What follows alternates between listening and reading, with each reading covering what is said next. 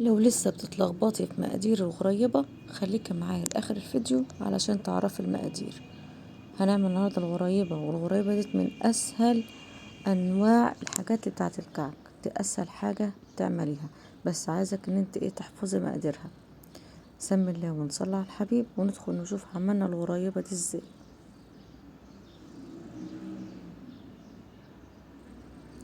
اول حاجة كده جبت 3 كوبايات من السمنة، تكون متماسكة، مش عايزاها سمنة سايحة، تكون سمنة بالزبدة.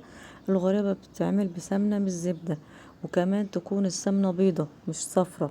تمام كده، تكون سمنة كده جايباها من التلاجة.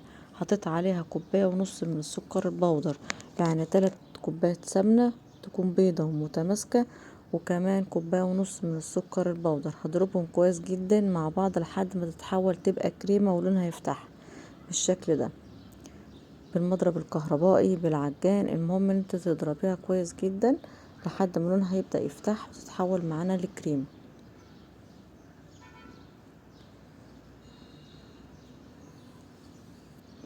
شايفين بدأت تتحول لكريم اهو، ولونها يفتح معانا. تمام، كل ما تضربي اكتر بتبيض اكتر، والخليط بتاعها بيتقل وبتتحول لكريمة بالشكل ده اهي. شايفين كل ما تضربي اكتر اهو تبدأ تتحول لكريمة كده. خلاص السمك المطلوب حطيه كده في الاخر خالص. بحط كده يعني رشة بسيطة كده من الفانيليا تديها ريحة حلوة. فجبت كيسين من الفانيليا ورحت جايه حطاهم، وهبدأ اضربهم كده، اخلط الفانيليا بس في الخليط وخلاص، مش هيكمل كام ثانية كده بس. بعد كده بكون مجهزة 6 كوبايات من الدقيق. تمام، وهبدأ بس اخلطهم كده، اقلبهم، اخلي الدقيق يختفي مع الخليط. الدقيق نصه سمنة والسمنة نصها سكر. احفظ المقادير دي، مقادير الغريبة ديت سهلة جدا والكل عارفها. الدقيق نصها سمنة والسمنة نصها سكر، بس كده، مش بتحتاج حاجة تانية خالص، هما 3 مكونات بس، دقيق وسمنة وسكر. بعد ما خلطنا العجينة كده كويس جدا بسيبها بقى يجي نص ساعة في التلاجة. حطيتها نص ساعة في التلاجة قبل التشكيل.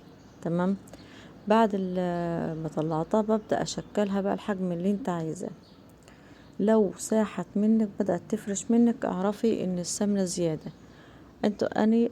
السمنة كانت زيادة معلقتين، فعلشان كده حسيت ان هي فرشت شوية.